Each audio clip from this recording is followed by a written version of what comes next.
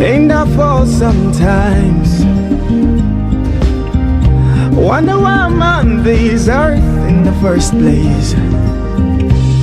But then I look to the sky and cry, Adonai, and you still answer my call.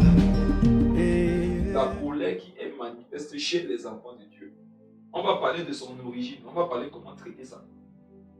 Pour qu'une bonne fois pour toutes, tu ne sois plus esclave de quelque chose dont Dieu t'a délivré. C'est paradoxal ce que je dis, mais c'est une vérité spirituelle. Il y a des gens qui sont esclaves de ce dont Dieu les a délivrés. Ou bien on peut vivre comme un esclave d'une chose de laquelle Jésus nous a délivrés. Et donc, beaucoup de chrétiens sont esclaves de la colère alors qu'ils ont été délivrés de la colère. On va traiter cette question aujourd'hui dans la vie des enfants de Dieu. Et j'espère par la grâce du Seigneur qu'une bonne fois pour toutes, tu vas être délivré et tu ne vas pas rester dans une cage de laquelle Jésus t'a délivré. Pas loin de chez moi, il y a un monsieur qui a 2 perroquets. Je suis passé un jour là, ça m'a quand même étonné. Je m'étais toujours dit que le monsieur avait attaché ces perroquets-là peut-être au niveau de leurs pattes avec un fil mince qu'on ne peut pas voir. Sauf que j'ai remarqué à la longue que en fait, ces perroquets-là ne sont même plus en cage. Ils n'ont pas de corde sur eux. Ils sont là, ils ne partent pas. Et je suis convaincu qu'à une certaine période de la vie de ces perroquets-là, leur rêve, c'était d'être libre de voler. Comme un oiseau, tout oiseau normal doit vouloir voler, s'envoler partout où il veut. Mais on a là des perroquets qu'on a conditionnés. Malgré le fait qu'ils ont des ailes, ils ne volent plus. Ils sont constamment chez leur gourou. Ils sont constamment chez leur maître. Alors qu'ils ne sont plus en cage. Alors qu'ils n'ont plus de corde au cou. Il y a des enfants qui disent, Jésus avait coupé la corde de la colère par rapport à vos vies. Il vous avait déjà sorti de la cage de la colère, mais vous manifestez encore la colère. Tout le temps. Facilement. Qu'est-ce qui se passe? On va donc traiter cette question par la grâce de Dieu. Et j'espère que ça intéresse quelqu'un. J'aimerais d'abord qu'on voit, frères et sœurs, pourquoi est-ce que quelqu'un qui est un enfant de Dieu peut encore manifester la colère? Qu'est-ce qui se passe? Allons dans 1 Pierre, le chapitre 1. 1 Pierre, le chapitre 1. On lit le verset 18. Sachant que ce n'est pas par des choses périssables, par de l'argent ou de l'or, que vous avez été rachetés de la vaine manière de vivre que vous avez hérité de vos pères. Que vous aviez été rachetés de la vaine manière de vivre que vous avez hérité de vos pères. Que vous aviez, je crois. Ce qui est écrit, donc vous aviez. Que vous aviez hérité de vos pères. Mes frères et sœurs, qu'est-ce qui se passe pour que malgré le fait que je sois converti, je peux encore manifester la colère? Et la Bible nous dit que nous avons hérité de nos pères une vaine manière de vivre. Et une vaine manière de vivre, c'est vivre dans la colère. Donc quelqu'un qui vit dans la colère, vit d'une vaine manière. Et on dit que ce n'est pas toi qui as commencé ça, tu as hérité ça de tes pères. On comprend par là que certains enfants de Dieu manifestent la colère parce qu'ils l'ont hérité. En fait, ce n'est même pas certains. Nous tous, on a hérité de nos pères une vaine manière de vivre. Donc généralement, tu es le produit de ton père. Et toute la vanité dans laquelle il était, il t'a transmis ça. C'est la raison pour laquelle on est pécheur. Parce qu'on hérite de ses parents leur péché, leur caractère, leur malédiction et tout ça. C'est la raison pour laquelle la première chose que Jésus change lorsqu'on se convertit, c'est nos noms. Il nous donne un nom nouveau. Donc, on avait hérité d'une vaine manière de vivre. Et l'une de ces vaines manières-là, c'est de manifester la colère que vous aviez hérité de vos pères.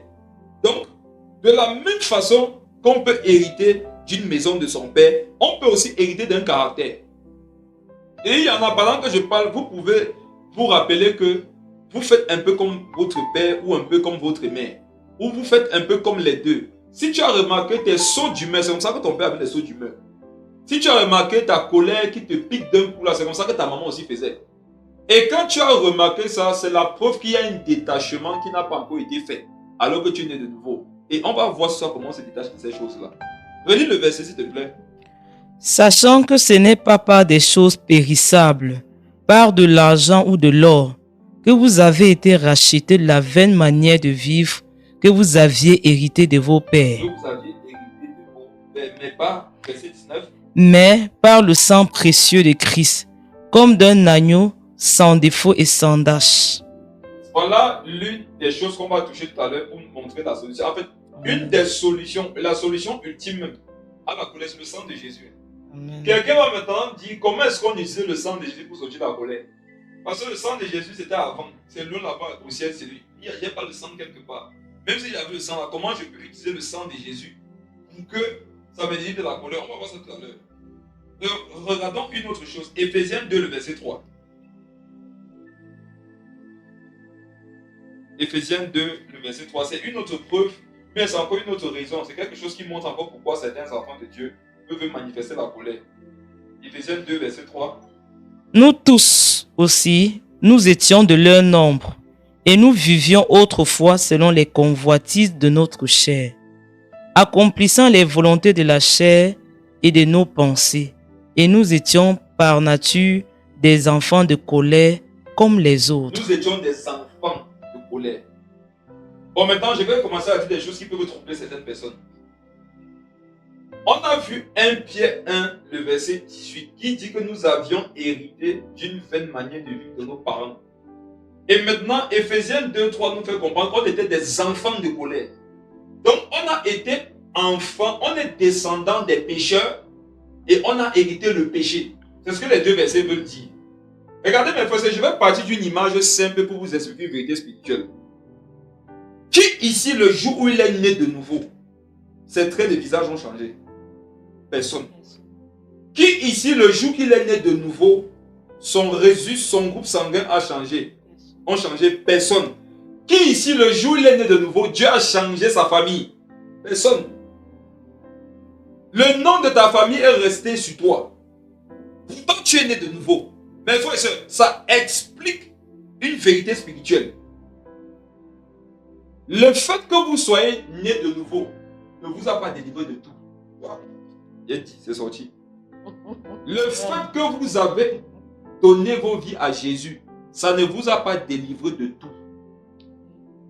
Si tu veux discuter, prenons des exemples simples. Il y en a ici, vous avez donné vos vies à Jésus, vous touchiez 40 000 le mois. Après avoir donné vos vies à Jésus, vous touchiez toujours 40 000 le mois.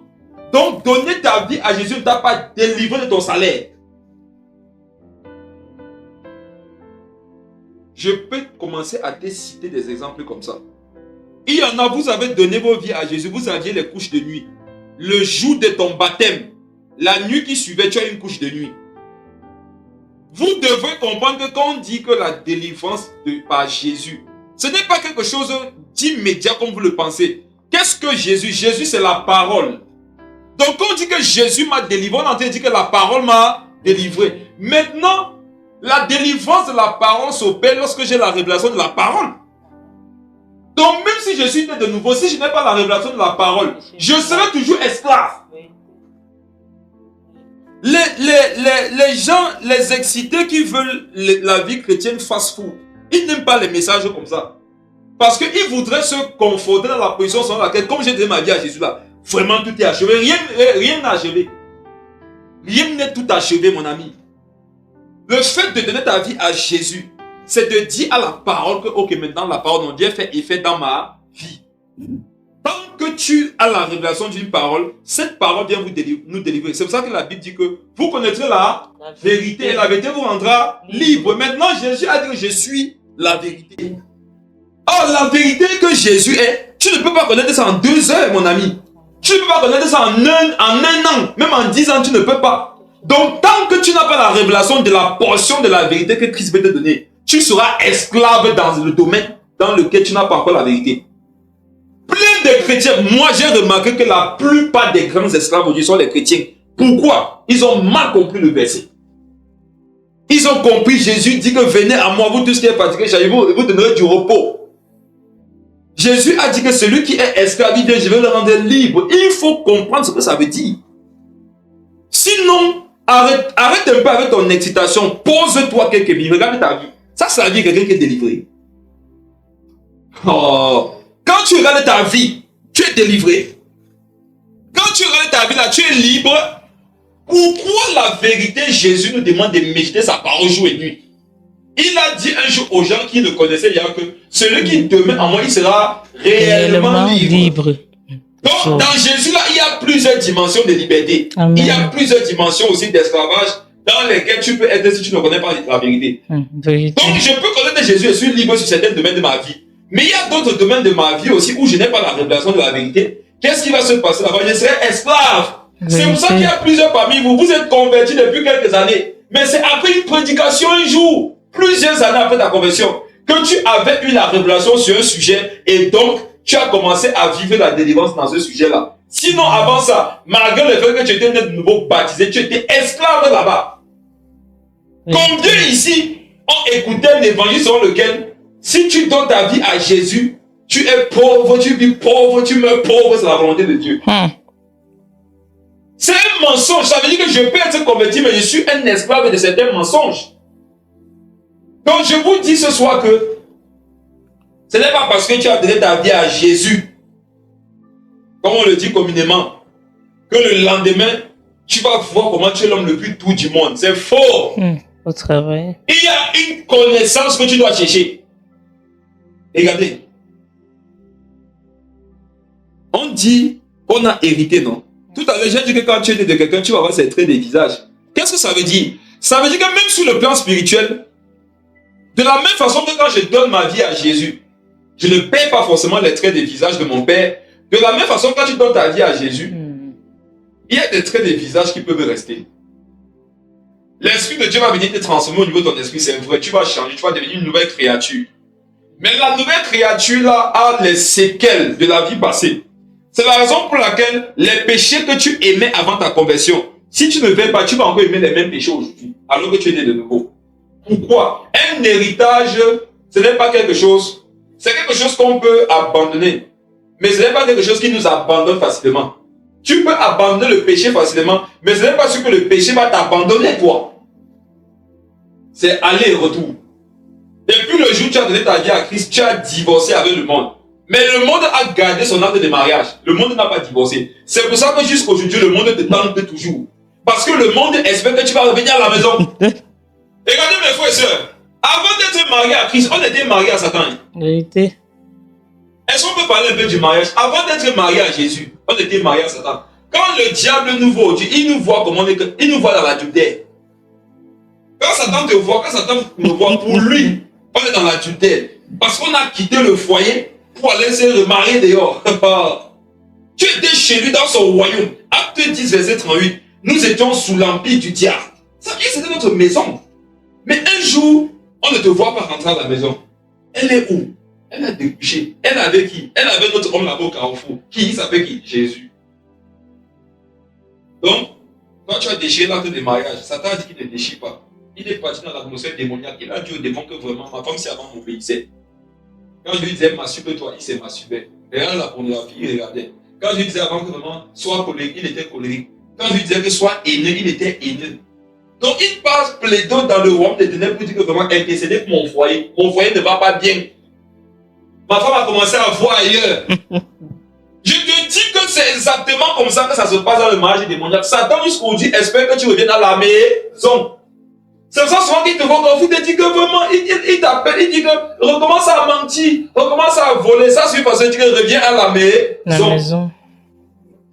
Donc tu es converti, tu as donné ta vie à Jésus, mais ton ancien mariage continue de parler contre toi. Et un jeune prédicateur impoli envers les pères va venir dire que Satan ne nous réclame pas. Satan nous réclame bien même. C'est quoi une réclamation? C'est de vouloir te redonner la vie d'avant. C'est de vouloir te donner de vivre les mêmes échecs que dans le passé. Et donc, comment on est délivré de ça? C'est pas la connaissance. Commençons à voir la solution. Romains le chapitre 12, le verset 1 à 2. Ça va confirmer ici que même si tu es un enfant de Dieu, tu as besoin d'un travail spirituel pour être délivré de certaines situations démoniaques. Romains 12 à partir du verset 1. Romains 12 à partir du verset 1. Je vous exhorte donc, frères, par les compassions de Dieu, à offrir vos corps comme un sacrifice vivant, saint, agréable à Dieu, ce qui sera de votre part un culte raisonnable. Verset 2. Ne vous conformez pas au siècle présent, mais soyez transformés par le renouvellement de Ma l'intelligence. soeur, arrête-toi là. Nous sommes dans le livre de Romains. Le livre de Romains s'adresse aux chrétiens de Rome. Ça ne s'adresse pas aux païens. Ça ne s'adresse pas aux démons. Le livre, l'épître de Paul aux Romains s'adresse aux chrétiens qui étaient à Rome. Et Paul dit aux chrétiens, c'est quoi un chrétien? C'est quelqu'un qui est né de nouveau. Paul dit aux nés de nouveau. Paul dit aux baptisés par immersion. Paul dit à ceux qui ont reçu le baptême du Saint-Esprit. Paul est en train de s'adresser aux gens qui parlent en langue. Paul s'adresse aux gens qui prophétisent. Paul s'adresse aux gens qui chassent les démons. Paul s'adresse aux gens qui aspirent après le ciel. Paul s'adresse aux gens qui attendent le retour de Jésus. Paul s'adresse aux gens qui croient à la résurrection des morts et à l'enlèvement de l'Église. Il a dit, ne vous faites pas quoi? Ne vous conformez pas à quoi? Au siècle présent. Donc c'est possible. Donc c'est possible que moi, enfant de Dieu, je me conforme au siècle présent. Lis la suite, Mais soyez transformés. Pause, mes frères. Donc, un enfant de Dieu a besoin d'être transformé. Amen. Donc, tu es chrétien, mais tu as besoin d'être transformé. Je pensais que comme tu es né de nouveau, c'est bon. Voilà que Dieu s'adresse à ses enfants. Il a dit, soyez transformés.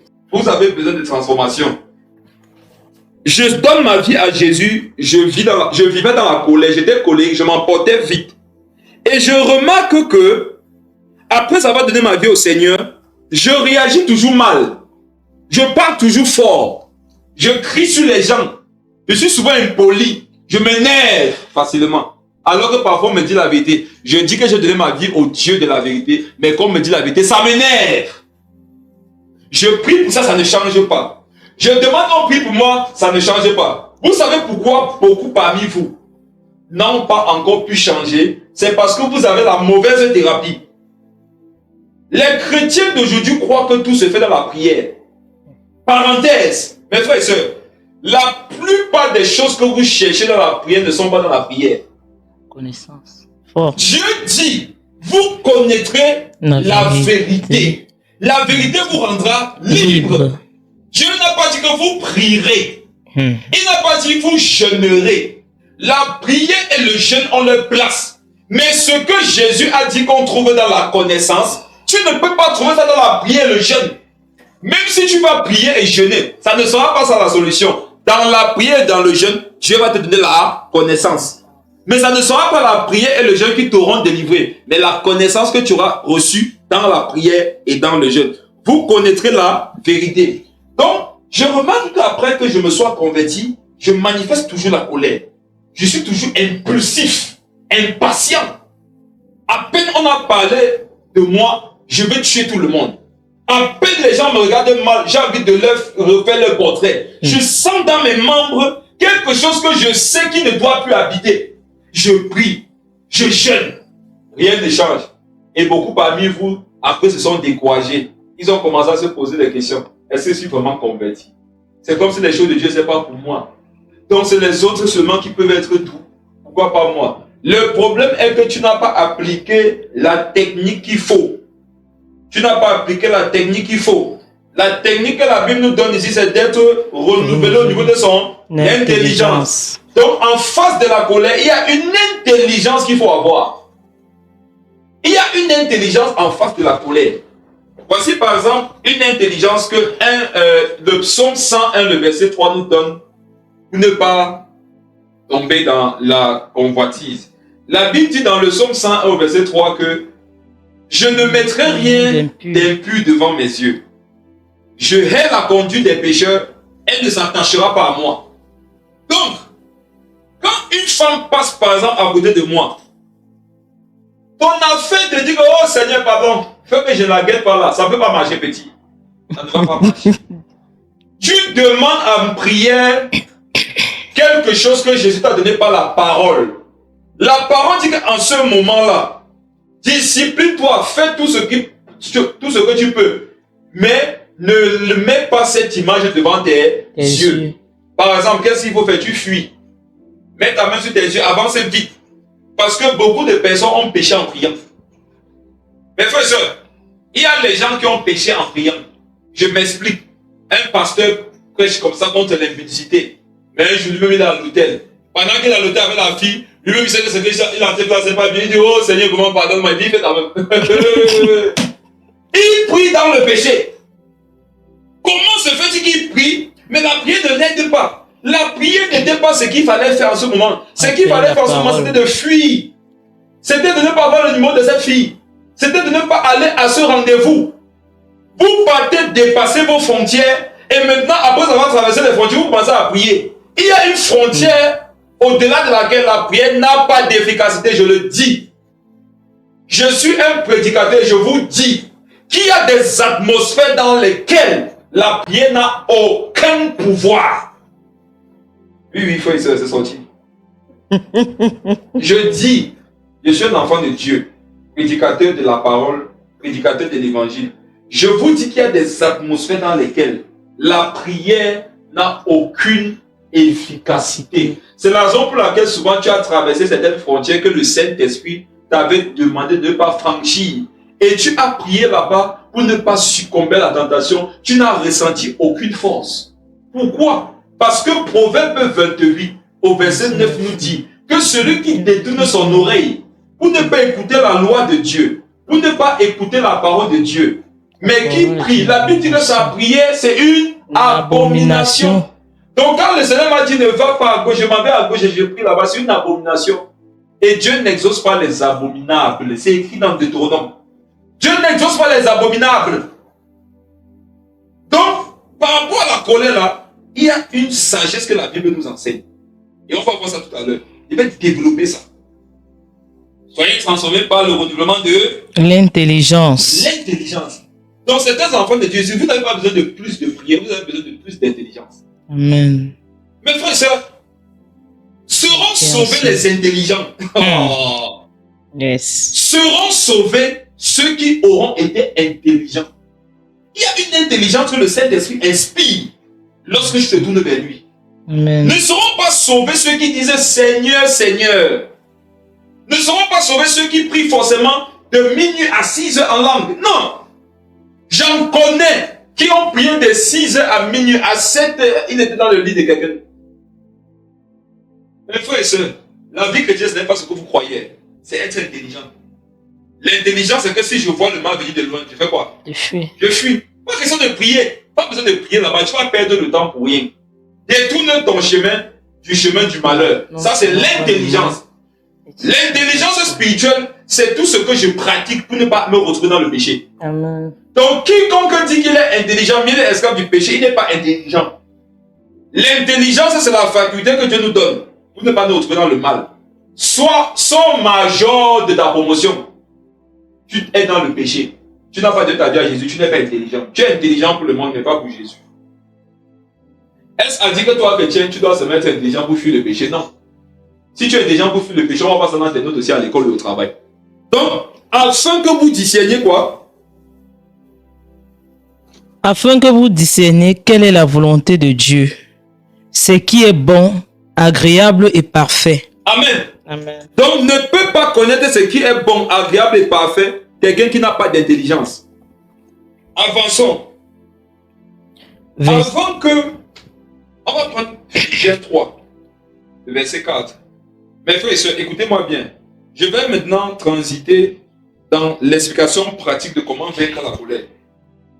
Toute prédication qui ne peut pas être pratique, c'est une perte de temps. Si on t'enseigne sur un sujet, mais on ne t'explique pas de façon pratique comment tu peux vivre le sujet, on t'a perdu du temps. Et soyez rassurés, je ne vais pas perdre votre temps ce soir. Amen.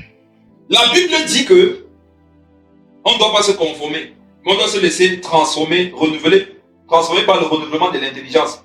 Ça, tout le monde sait ça. Beaucoup de personnes savent qu'il ne faut pas se laisser emporter par certains caractères.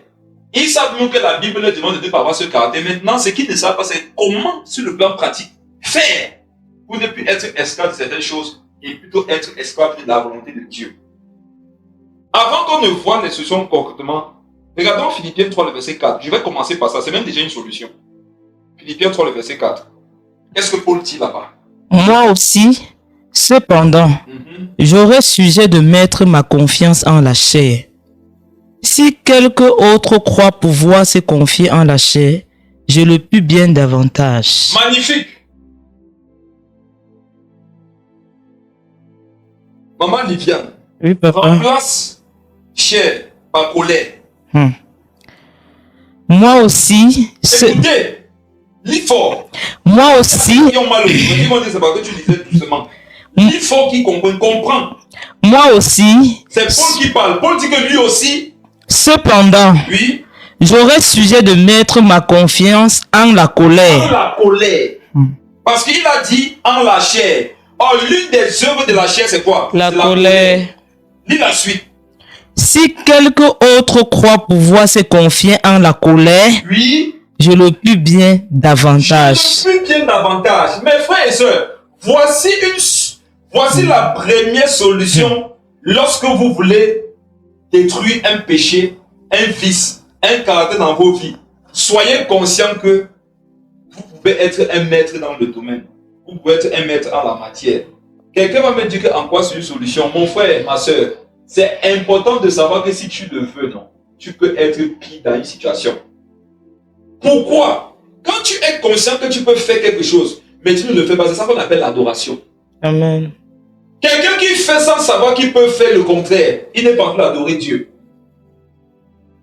Si tu vas te faire castrer parce que tu veux éviter l'impudicité, ce n'est pas l'adoration. Mais quand tu as la possibilité de pécher, mais tu ne pêches pas, c'est ça que Dieu appelle l'adoration. Amen. Donc c'est important de savoir que le domaine de la colère, si vous pensez que vous pouvez vous mettre en colère, je peux me mettre en colère plus que vous. C'est important que tu saches que tu peux faire ça. Paul s'adressait à qui? À des personnes qui vivaient dans la chair. Il leur fait comprendre que regardez, si c'est une affaire de vivre dans la chair, non, je peux vivre dans la chair plus que vous. Je peux vivre dans la chair davantage. Maman Liviane, en quoi est-ce que ça aide quelqu'un à sortir de la colère? Tu vois quand quelqu'un manifeste la colère envers toi, quand quelqu'un manifeste un mauvais comportement envers toi, c'est que tu t'as dit dans ton cœur, c'est que si tu veux faire ça, tu peux faire plus que lui. Non, mes frères et sœurs, je vous parle de moi-même. Il y a des gens aujourd'hui qui nous font des choses, qui nous disent des choses. C'est Jésus qui les sauve. Parce que quand tu te souviens de qui tu étais, tu vois ce que la personne fait. Quand toi tu fais ça pour 1 milliard. Soyez souvent conscients de ça. Vous allez trouver que vous allez sentir en vous une force de dire que vraiment, petit, je néglige ton cas. Tu as quelqu'un qui va venir, il va te manquer le respect. Regarde, quand toi tu manquais le respect aux gens avant, c'était pas qu'avec la langue, c'était avec les mains, avec le matériel, avec les écorces. Aujourd'hui, tu es converti, quelqu'un veut venir te manquer le respect. En fait, Dieu te dit que mon fils, rappelle-toi que si c'est dans le domaine là, non, tu peux faire plus que lui. Aie pitié. Bien sûr. Regardez cette image, vous allez comprendre. Tu as 20 ans, tu marches dans la rue, quelqu'un aussi qui a 20 ans essaie de t'agresser. Qu'est-ce que tu peux essayer de faire? Tu peux te défendre.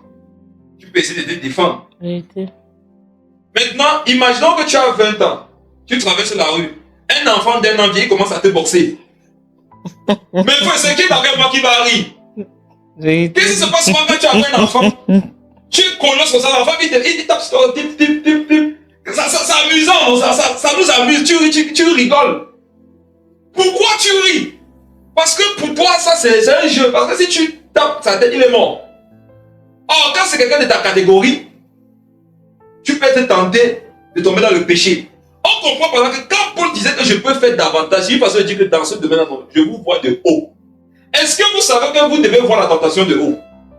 Quand la tentation de la colère vient à toi, vois ça de haut.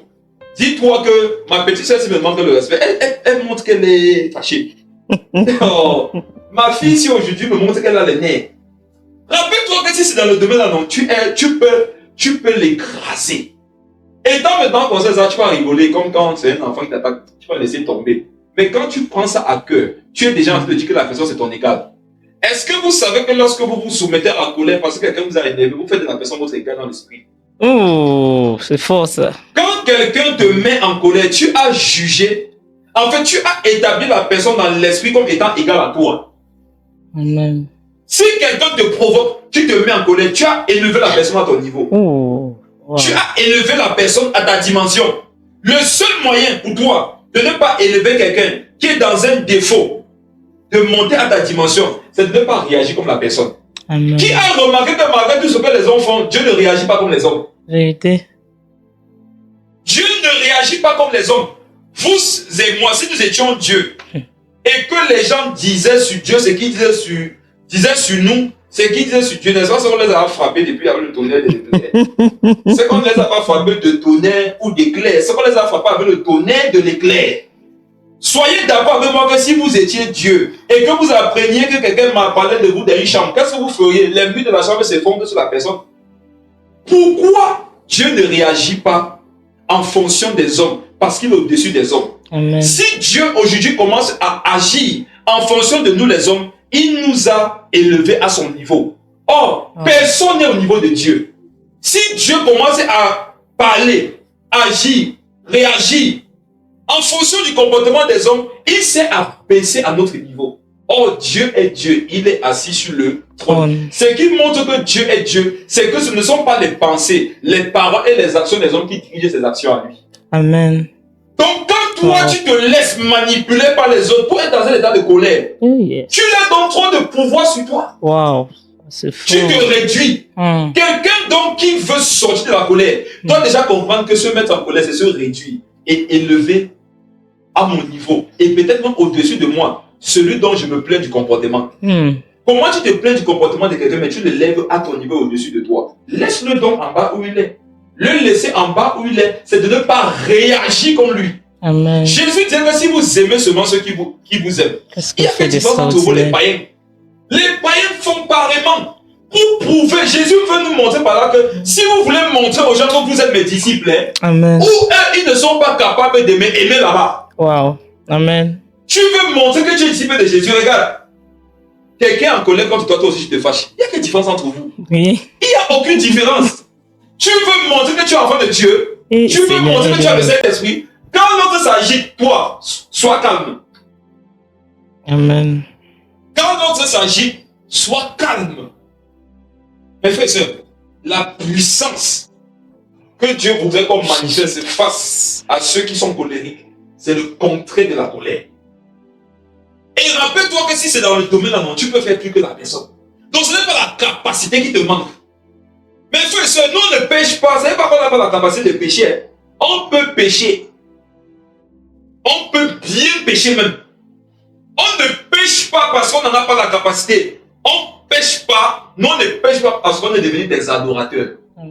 L'adorateur a la possibilité de faire du mal, il ne le fait pas. Voilà un adorateur. Et Jésus disait à la femme au puits de Jacob dans Jean 4, au verset 24, que Dieu cherche les adorateurs en esprit et en vérité. Qu'est-ce que Jésus a dit à Pierre, maman du diable? Quand il a sorti l'épée, il a dit, mais si je voulais.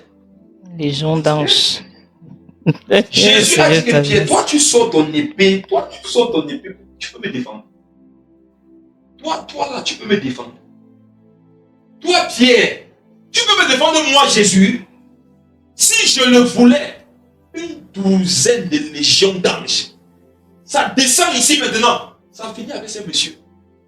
Mais si je fais ça, je me suis réduit à la taille de ces gens.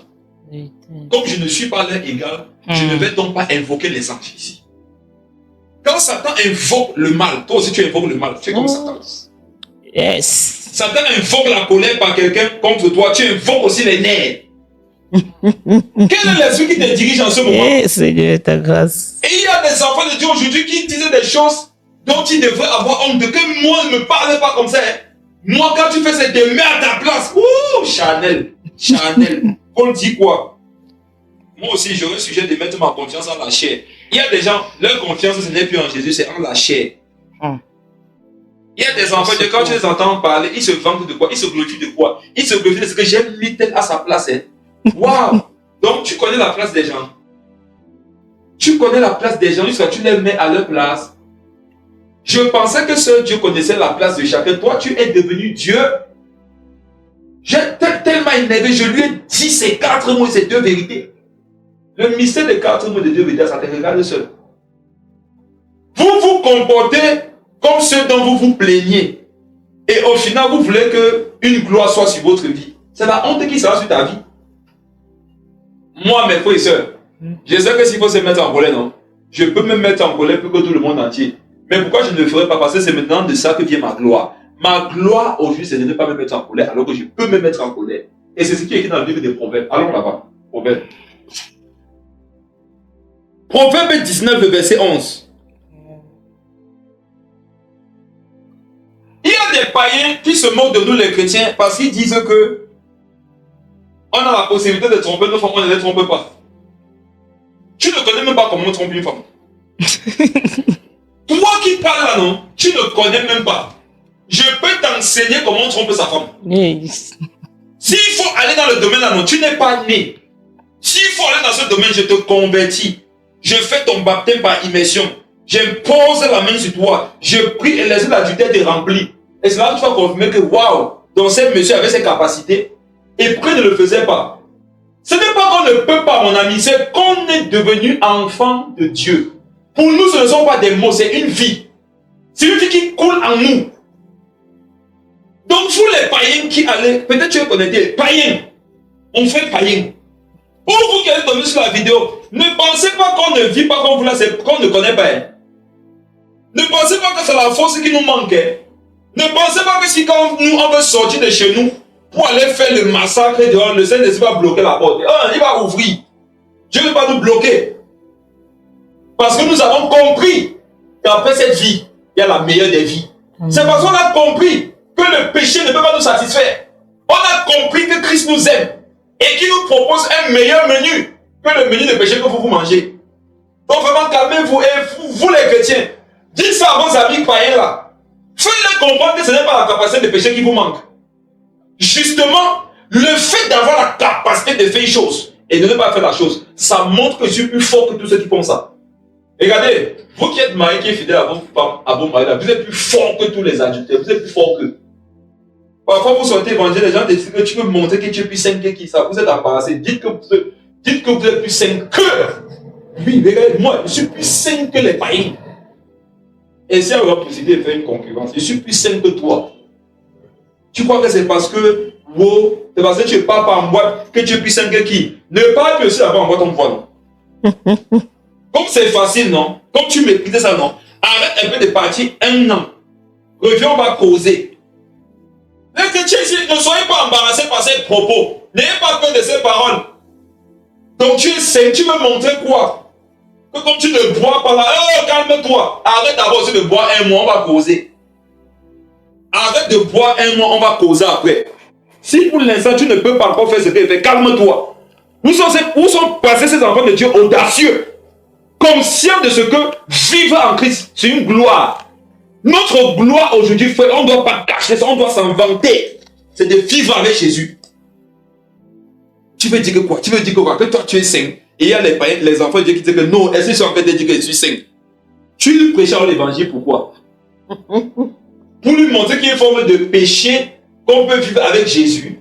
Tu évangélises quelqu'un qui te dit que tu veux dire que tu es saint. Tu dis que non, qui est saint sur la terre? Arrêtez ça.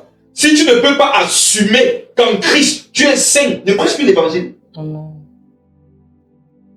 Donc mes frères et sœurs, ne baissez plus la tête devant ceux qui vivent une vie de ténèbres et qui veulent vous donner, vous, qui êtes des enfants de lumière, de mettre votre queue entre vos jambes. Refusez ça. Soyez audacieux. N'ayez peur de personne. Mais, frères et sœurs, c'est facile. Quelqu'un, tu lui as fait du mal. Il peut te faire du mal, il ne te fait pas, il te pardonne. Vous voyez ça où? C'est facile. Donc toi qui n'arrives pas à ça, tu vas me parler, tu vas te placer pour me parler. Je ne suis pas ton égal, mon ami. Aucun païen, aucun chrétien n'est l'égal d'un païen. Aucun. Personne ici qui est né de nouveau n'est l'égal d'un païen. Tu n'es pas son égal. Et vous devez savoir ça. Vous êtes des rois, vous êtes des sacrificateurs. Amen. Il n'y a rien de commun entre nous les pécheurs. Ils appellent les gens les péchés, ils nous jugent. Et là, Dieu me a condamné. Juger, c'est petit. Non, mes frères et sœurs, vous allez connaître une nouvelle génération de chrétiens. Hein? Une génération juge, ça vient. Vous allez vous fatiguer de la phrase là. On nous juge. Mon frère, le Seigneur Jésus t'aime. Tu vois le mensonge dans lequel tu es là. Si tu restes dans ça, tu vas mourir, tu vas aller en enfer. Pourquoi tu me juges? Pourquoi tu me juges? Comme c'est ça que vous appelez le jugement, non? On n'a même pas commencé à vous juger. Il dit que non, on va vous juger. Il dit, on va vous juger comme ça.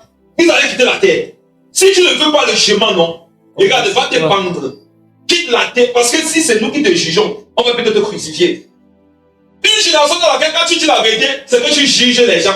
Tu veux montrer que tu es qui? Il veut te montrer que j'étais un péché au Dieu, je suis un saint. Je veux te montrer qu'avant il devait partir en enfer, Dieu, je suis un meilleur parti au ciel. Amen. Je veux te montrer que j'étais un esclave du péché au Dieu, je suis libre. C'est ça que je veux te montrer. Et il veut que tu fasses comme ça aussi. Si tu ne peux pas faire comme ça, tu vas aller en enfer. Ok, pas encore dire que tu es jugé. Quand ton patron te donne 50 000, quand ton patron juge que tu dois toucher 50 000 le mois, tu es fidèle là-bas, 7 heures, tu es là, 22 heures, tu es toujours là. Parce que ton patron a jugé pour te donner 50 000. Maintenant, Dieu juge que tu vis dans le péché, ce n'est pas bon pour toi. Il faut que tu te convertisses pour aller au ciel. On peut plus te parler, on va te parler. Oh Seigneur. Chrétiens, surtout vous qui êtes au Cameroun, réveillez-vous. Amen. Parlez de Christ. N'ayez pas peur. Ne soyez pas embarrassés par les moqueurs. Ils sont perdus et ils se moquent parce que vous vous êtes retrouvés. Ils sont sales et ils se moquent de ce que vous êtes propre.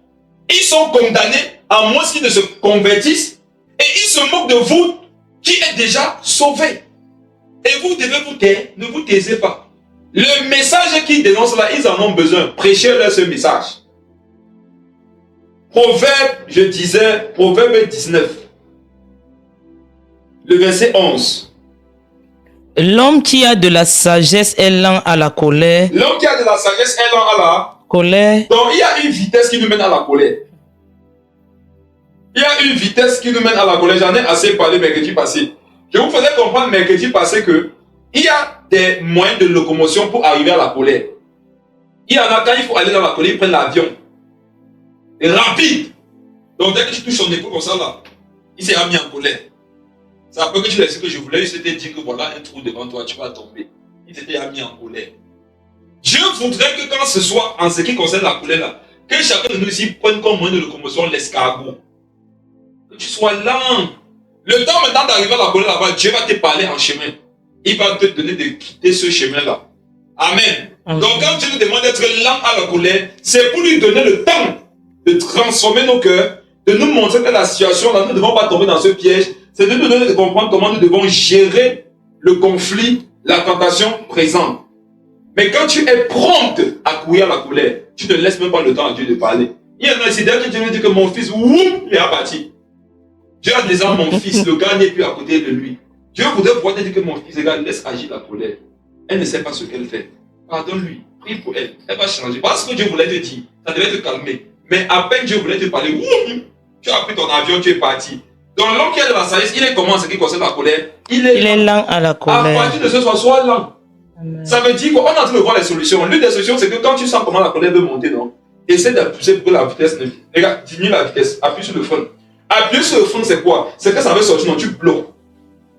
Vous pensez que vous allez prier, ça va quitter, non? C'est ce qu'il faut faire. Ah, Seigneur Jésus. Ça veut monter. Regarde, tout le monde ici sait quand ça veut monter.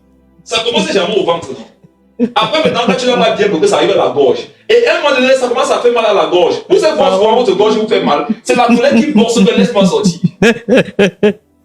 Qui a remarqué qu'il est énervé là-bas à la gorge? C'est parce qu'il y a une parole là qui veut sortir. Et la parole là est tellement grosse. La parole a tellement d'épée, de piquant, de clous, que ça commence à piquer ta gorge. Laisse-moi, laisse-moi. C'est ça que tu sens mal. Et tu vois la douleur que tu as au niveau de ta gorge là. Si tu laisses ça, c'est le cœur de l'autre qui va sentir ça. Et quand le cœur de l'autre va sentir ça, ça va détruire sa vie. Ça va détruire vos relations. Ça va détruire ce que Dieu voulait faire par ton canal. Remarquez maintenant une chose. Quand tu vas bloquer ça, à un moment donné, Dieu va t'aider à descendre. Il y en a ici, je vois, et il y en a ici, c'est votre tête qui gonfle. Ce n'est pas un problème. Laisse que ça gonfle. Il y en a ici, vous assurez qu'ils sont en colère, donc sa tête gonfle. Habituellement, il a la tête de la fourmi. Mais qu'il est en colère, c'est la tête de l'éléphant. Tu le vois, sa tête a gonflé. Il y en a les veines. L'esprit de colère, que quand la colère veut te détruire, ça change même ton anatomie. Il y en a ici, le front commence à être brillant, les veines gonflent, les yeux rougissent. Quand tu commences à trembler, il y en a qui tremblent comme ça. Il y a une soeur ici comme ça, tu es grasse. Quand toi tu es en colère, tu commences à trembler. C'est un peu une manifestation de grâce, mais même les minces. Il y en a ici, vous sentez. Et quand tu sens ça, ça veut dire que la colère est en train d'appuyer sur l'accélérateur. Quand maintenant tu es sage, qu'est-ce que Dieu dit? Appuie sur le frein. Appuyer sur le frein, c'est que trouve en toi toutes les capacités, toutes les armes que tu peux là, pour ne pas laisser ça sortir. Appuie sur le frein. Et parfois, Dieu va te dire qu'il va chercher un verre d'eau, tu bois. Parce que quand tu bois un verre d'eau, tu vois, ça apaise un peu cette douleur. Dieu parfois peut te dire que le frein ici, c'est que non, ne dis rien. Et parfois, quand tu vas dire que, ok, Seigneur Jésus, je ne dis rien, la personne en face ne va alors exagérer. Et toi qui avais décidé de ne rien dire, ça va encore gonfler en toi. Que comment ça? Regarde, la personne te dit que mouf. Dieu te dit que de Dieu. Après, tu dis que ta mère. Oh! N'est-ce pas, ta mère, c'est pire que mouf. Voilà que tu as maintenant et Satan va venir en train de Satan va te dire que tu as vu maintenant que comme tu es un peu calme, ça monte dans sa tête, non? Montre que tu n'es pas son écart. Oh! Satan va te dire que regarde, si tu laisses passer ce tour, demain, ça sera pire. Si tu n'agis pas maintenant, c'est là que Satan te sort ses versets. Satan 4, le verset 2, pour battre de faire cahier des choses. C'est fort ça. Gère ça maintenant. Et au fur et à mesure que tu écoutes Satan, tu vas sentir comment le cœur gonfle. Après l'estomac, parfois ça te fait mal. Ton corps tremble. Parfois tu transpires. Quand tu sens ça, non, sache que non, mon ami, tu es dans le royaume des ténèbres. Sache que tu es déjà un instrument entre les mains du diable, prêt à détruire la volonté de Dieu. Ce que vous ressentez là, mes frères, tout le monde peut ressentir ça. Maintenant, au fur et à mesure que tu forces pour appliquer la volonté de Dieu, ça te conditionne, ça devient comme un esprit aussi qui vient en toi, qui t'apaise. Maman Liliane dit, l'homme qui a de la sagesse est lent à la colère. Donc, je vous montre comment on est lent à la colère. Lent à la colère, c'est dire que je ne vais pas tomber dans ce piège. Lent à la colère, c'est de dire que derrière cette personne en face de moi qui peut me pousser à m'énerver, il y a un esprit qui est en train d'agir. Et la Bible me dit que je n'ai pas à combattre contre la chair et le sang qui est en face de moi, mais contre l'esprit qui se cache derrière. L'esprit qui se cache derrière, c'est un esprit de tension, c'est un esprit de querelle, c'est un esprit d'impulsivité, c'est un esprit d'injure. Et il veut que tu manifestes sa volonté. Donc il va pousser l'autre à te donner de faire ce qu'il aime faire. Et une fois que tu laisses l'injure sortir, le mauvais caractère sortir, tu t'es soumis à l'esprit impur qui agissait contre la personne qui t'a provoqué. Lis la suite du verset 11. L'homme qui a de la sagesse est lent à la colère et il met sa gloire à oublier les offenses. Il met sa gloire à faire quoi? À oublier les offenses. Il met sa gloire à oublier les offenses. C'est la Bible qui met sa gloire à oublier les offenses. Pourquoi est-ce que tu vas au travail? C'est parce que tu sais que tu auras un bénéfice. À la fin du mois, tu auras un salaire. Laissez-moi d'abord citer certaines choses, même dans la vie des chrétiens, qui peuvent faire qu'on les retrouve encore dans l'orgueil. J'ai parlé de l'héritage, non? Si on dit héritage, ça veut dire que c'est ce que j'ai reçu depuis que je suis petit. Écoutez-moi très bien, mes frères. Certains parmi vous vont se reconnaître dans ce qui les torture et les menace jusqu'à aujourd'hui. Il y en a, la colère vous traumatise parce que vous avez été témoin de la colère depuis que vous étiez des enfants. Donc il y en a ici, votre enfance a été meublée par la colère au sein de votre famille, au milieu de vos amis, à l'école. Donc il y a des chrétiens, la colère vous a été communiquée quand vous étiez des enfants. Et généralement, c'est par le modèle parental. Il y en a, c'est parce que vous avez eu des modèles parentaux colériques que c'est venu à vous. Il y en a d'autres, ce qui va vous pousser. Maman Liviane, avant que je continue, parenthèse, mes frères et sœurs, écoutez-moi bien. Quand je méditais sur ce sujet, le Saint-Esprit m'a donné, le Saint-Esprit m'a convaincu de dire aux gens ici de faire l'exercice chacun, de pouvoir localiser ce qui les met facilement en colère. Je vais toucher quelque chose d'intéressant. Ça rentre dans les solutions. Une solution pour être délivré de la colère, c'est de pouvoir déjà localiser ce qui te met facilement en colère. Il y a des choses, vous allez remarquer que quand vous êtes victime de ça, ou bien quand vous faites ça, ça vous énerve à la vitesse de l'éclair. Mais autre chose, tu tolères. C'est pour ça qu'on t'entend souvent dire que moi, non, on peut me faire ça, je laisse. On peut me faire ceci, je vérifie. Mais moi, non. Moi, mais moi, non. Je n'aime pas quand. Voilà. Dès que tu dis ça, Satan crie à l'aide, à l'aide. Démon, sortez de l'enfer. Voici où nous devons insister. Voici ce qu'il n'aime pas. Voici ce qu'elle n'aime pas. Et donc, c'est ce que tu as déclaré que tu n'aimes pas là. C'est pas ça maintenant que Satan va passer. C'est là-bas qu'il va venir mettre la pression. Si toi, il y en a si vous n'aimez pas qu'on vous méprise. Il y en a qui n'aiment pas le mépris. Toi, non. Quelqu'un peut mentir sur toi, ça ne te dit rien. Quelqu'un peut te refuser sa nourriture, son eau, sa couverture, ça ne te dit rien. Mais lorsqu'on te méprise, tu piques en colère. Quand tu as localisé ce qui te met facilement en colère, note ça quelque part. Et maintenant, va dans les Écritures, travailler l'intelligence pour pouvoir résoudre le problème.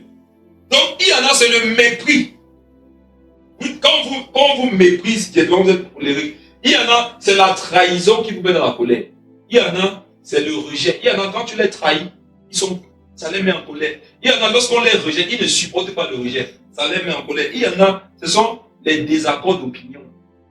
Il y a les gens, vous allez remarquer, vous partagez sur un sujet, quand tu n'es pas d'accord avec lui, c'est énerve. Ça devient personnel. Une fois, des gens discutaient à côté de ma maison, ils discutaient à haute voix, moi j'écoutais. Ils étaient en train de discuter sur une marque d'eau. Ils ont discuté sur une marque d'eau. Au pont, ça a failli en arriver aux mains. Donc il y en a, c'est parce que les gens, vous n'êtes pas souvent en accord avec les gens. Sur un sujet, vous vous mettez en colère. Pourtant, l'intelligence, la lenteur à la colère va te donner de comprendre que mais dans la vie, on peut être en désaccord.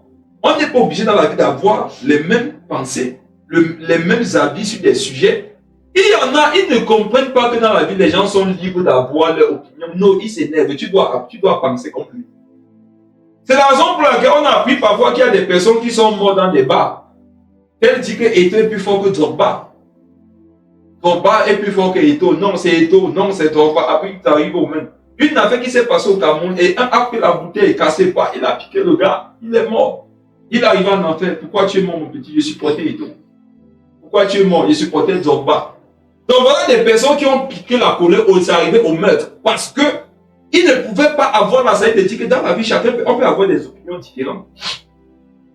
Mais frère, il y en a, maman Lydiane. Quand tu manges avec eux, chacun a son plat. Riz, sauce, tomate, poulet. Lui, dans sa thérapie d'alimentation, on mange le riz. On finit avant de manger le poulet. Avant de manger le poulet. Lui, maintenant, quand il mange avec toi, il voit que toi, tu commences par le poulet. Il se fâche. Il dit que, mais commence par le riz. Tu veux non, quand moi je mange, j'aime commencer par le poulet. Il dit que non, ce n'est pas bien de commencer par le poulet. Commence par le riz. Tu dis que c'est ma nourriture, non? Moi, j'avais de commencer par le poulet avant de finir par le riz. Il te dit que non, mais pourquoi quand on veut vous aider, vous ne comprenez pas? Il s'emporte. On va te conseiller. C'est toujours comme ça que tu es trop orgueilleux. On dit que ça devient autre chose. Et si tu t'amuses, ça devient la bagarre. Et on va venir séparer la bagarre. On va dire qu'est-ce qui s'est passé ici? Ça devient une affaire que je lui demande de commencer par le poulet, mais tu commences par le riz. Mais frère, il y a des gens qui sont comme ça. Il y a des gens, vous passez avec votre voiture. Ta voiture a la couleur verte, ça l'énerve. Lui n'aime pas la voiture couleur verte. C'est un esprit qui fait ça. On a dit être délivré de l'esprit de colère. C'est un esprit qui te parle. L'esprit là te parle à la première personne du Seigneur. Il dit que je n'aime pas les voitures vertes. Et toi, tu crois que c'est toi. Du coup, tu acceptes l'émotion de l'esprit de colère qui est à côté de toi et qui est en train de parler à la première personne du singulier. Vous voyez les choses que vous dites que je n'aime pas, je n'aime pas, je n'aime pas. Ce n'est pas toi qui parle, c'est l'esprit de colère. C'est l'esprit de colère qui parle, ce n'est pas toi. Toi, non, ça ne te dit rien. Il y a des gens qui n'aiment pas les voitures de portier. Je vous dis, comme s'il me dit que moi, je déteste. Il dit que je déteste les voitures de portier. Et vous savez quoi? Il a pied, il n'a pas de voiture. Et si maintenant Dieu avait prévu par commencer à te donner une voiture 2 portières, tu fais comment? Tout voilà qui va rester à pied. Parce que quand tu parles contre une grâce, contre une bénédiction, ça ne vient pas à toi. Ça ne vient pas à toi. Mes frères et sœurs, toi qui es connecté, sache que dans la vie, non, il y a les gens qui commencent à manger le poulet. Et ils finissent par le riz. Amen, maman Lydia. Amen. Il y a les gens qui commencent Amen. par le riz, finissent par le poulet. C'est la liberté de chacun. Amen. Mais il faut que dans la vie, il y a les gens qui aiment la voiture couleur verte. Il y a les gens qui aiment la voiture couleur rouge. Sois intelligent, sors des combats inutiles. Ce n'est pas intelligent de s'emporter pour tout et rien. Amen. Il y en a parfois quand il finit de se fâcher, tu lui dis toi lui-même que qu'est-ce qui t'a vraiment énervé. Lui-même quand il se rappelle ce qu'il est énervé, il a encore honte.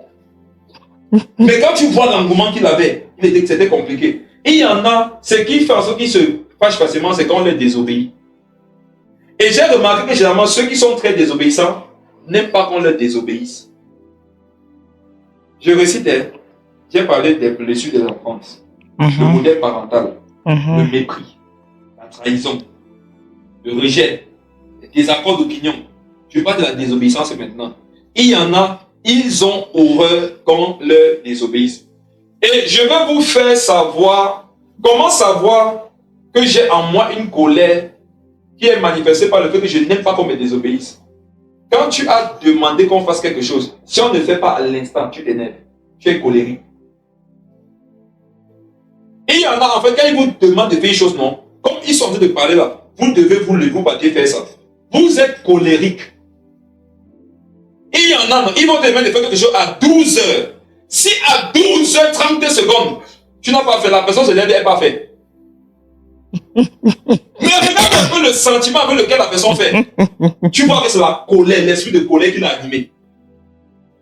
C'est l'esprit de colère qui l'anime. Comment est-ce que tu réagis lorsqu'on ne t'obéit pas? Je veux même dire, comment est-ce que tu réagis lorsqu'on ne t'obéit pas promptement? Est-ce que tu ressens en toi une colère? Tu as un problème, tu as besoin de délivrance. Sois intelligent. Remarque d'abord ta propre vie. Est-ce que toi, quand on te parle, tu obéis? Généralement, nous les parents, on aime dire ça aux enfants. On va te parler une fois. Tu veux de nous demander ce aussi. Quand ils vous parlent aussi souvent, vous obéissez une fois. Les enfants souffrent. Je m'adresse aux parents. Mais On ne peut pas parler à l'enfant s'il fait ce qu'on lui dit. Et parfois, le Saint-Esprit dit, waouh, ma fille, c'est toi qui dis ça. Waouh, mon fils. Ah bon? Pourquoi? Il n'y a pas plus lent à obéir au Seigneur que toi. Donc vous qui avez remarqué que la colère vient facilement dans vos cœurs lorsqu'on ne fait pas votre volonté, sortez de ce comportement. Vous allez devenir des esclaves de l'esprit de la colère. Amen. Vous allez détruire vos vies, détruire la vie des autres, détruire le plan de Dieu. Regardez comment Dieu se comporte lorsque nous, quand on ne lui obéit pas. Il vient essayer de causer à nous. Il vient nous convaincre. Il intercède. Waouh! Patient. Mais quand il nous regarde, nous, on est impatient. Et on lui dit, Seigneur Jésus, que ta volonté soit faite dans nos vies. Comment sa volonté va être faite lorsqu'on n'a pas son caractère? Donc, sache que si ton cas, c'est être forcément colérique parce qu'on ne t'a pas obéi, Satan va pousser les gens à te désobéir pour te maintenir dans la colère et ça va détruire ta vie. Il y en a d'autres, c'est la calomnie. Ils ont horreur. En fait, eux, non, ils entendent qu'on a parlé de... Non. Ils ne veulent même pas savoir qui était là, ce qu'on a dit, si c'est vrai ou pas. Ils se mettent en colère. Ce sont des pièges. Tout ce que je cite, ce sont des pièges par lesquels Satan vous prend. Et donc, la sagesse pour être délivrée, c'est déjà de pouvoir localiser ton cas. Tu dois être capable de localiser ce qui te met facilement en colère et de traiter ça sur la table. Il y en a, c'est l'injustice. Est-ce que vous savez que l'injustice peut vous rendre colérique? Vérité. Donc au départ, c'est que tu n'aimes pas l'injustice. Mais quand tu vois où ça te mène, ce n'est plus la route de la justice qui te conduit. L'esprit de colère a déjà pris le relais. Tu peux aller quelque part au tribunal et tu vois comment un juge a mal tranché une affaire. Il était injuste. Ça te met en colère. À ce niveau, c'est bon. La colère à cause de l'injustice. Mais regarde la pensée que tu as après. C'est que si il y avait une possibilité de prendre un camion, il devait casser le pare-brise de sa voiture. Ça, ce n'est plus l'amour de la justice. Il y a l'esprit de colère. Donc, mes frères et sœurs, faites attention lorsque vous vous mettez en colère, même pour de bons motifs. Amen. Tu peux te mettre en colère pour de bons motifs. mais ça te pousse à poser de mauvaises actions. Le motif de ta colère, même s'il est bon, ne nous garantit pas que les manifestations et les actions que tu auras par la suite seront forcément inspirées par la bonté. Il y a des Robin de Bois modernes. Robin de Bois, c'est un monsieur dans la mythologie qui volait les riches pour donner aux pauvres. Pour certains, il était un héros. Et pour certains aussi, comme nous, c'était un voleur. La Bible nous dit dans Proverbe qu'on ne justifie pas celui qui vole pour satisfaire sa faim. Ce n'est pas parce que tu as volé, parce que tu avais faim qu'on va dire que tu n'as plus volé. Que tu ne seras plus coupable de vol. Donc, même si au départ ta colère c'était parce qu'il y avait une injustice, est-ce que quand tu regardes ton comportement après, le comportement là est aussi inspiré par l'Esprit de Dieu? Il y en a, c'est l'impatience. Ils n'aiment pas attendre. Quand quelque chose perd un peu de temps, ils sortent de leur compte. Quand ils te demandent une chose, il faut que la chose vienne à l'instant. S'il faut patienter des petits temps, ils se fâchent. Il y en a, c'est le manque de pardon. Le manque de pardon, c'est l'une des sources principales qui met les gens dans la colère. Pourquoi? Quelqu'un qui ne sait pas pardonner vite, il va forcément être colérique. Il va facilement être colérique. Quelqu'un qui ne sait pas vite pardonner va savoir vite haïr, va savoir vite condamner, va savoir vite juger, va savoir vite désirer que du malheur frappe des gens. Il y a l'orgueil. Voici même la source principale, l'orgueil. Est-ce que vous savez souvent, je vais mettre l'orgueil avec l'ego et je vais un peu commenter dessus. Le Saint-Esprit me faisait comprendre que lorsque quelqu'un est en colère, c'est parce que son orgueil et son ego ont été touchés, point final. Yes. Donc, quand tu n'as pas d'orgueil ni d'ego, on ne peut pas te mettre en colère. Chaque fois qu'on t'a mis en colère, non, c'est parce qu'il y a un orgueil et un ego qui habitent en toi et on a touché à ça. Qui a déjà vu une chienne qui a mis bas? Quand tu touches ses petits, qu'est-ce qu'elle fait? Elle t'attaque. Mais regardez, quand une chienne a ses petits chiots dans une cage, si elle est hors de la cage, lorsqu'elle te voit t'approcher de la cage, elle va devenir violente. Mais si la même chienne n'a pas de chiots, si tu t'approches de la cage, ça ne va rien lui dire. Donc, la chienne se comporte en fonction de si ou non elle a des chiots. Ton agressivité, ta colère là, c'est parce qu'il y a l'orgueil en toi. C'est parce qu'il y a l'ego. C'est pourquoi tu te mets en colère. C'est parce que tu dis qu'elle a fait ça à moi. C'est parce que tu penses que tu es quelqu'un. C'est parce que tu penses que tu es quelque chose, ça t'a énervé. Sinon, non. Quand tu penses que tu n'es rien, ça te dit quoi? Nous sommes Camerounais. Et ceux qui sont Camerounais comme moi, vivant au Cameroun, vont comprendre l'exemple que je vais prendre. Une scène à laquelle on assiste beaucoup dans nos rues urbaines au Cameroun, c'est quoi? C'est qu'un monsieur a une grosse voiture. Et quand il voulait traverser la route, à 100 mètres de lui, il dit à 100 mètres de lui, quelqu'un a voulu traverser la route. Et parfois il s'arrête avec sa grosse voiture, il travaille, il dit, tu sais qui je suis. Tu sais qui je suis, il est fâché. En fait, il est fâché parce qu'il croit qu'il est quelqu'un. Mais toi maintenant qui es conscient que tu n'es rien, est-ce que tu vas te mettre en colère les gens en citant qui tu es? Tu ne peux pas citer ça. Donc mes frères et sœurs, l'une des sources principales de la colère qui habite dans beaucoup d'entre vous, c'est l'orgueil, c'est l'ego.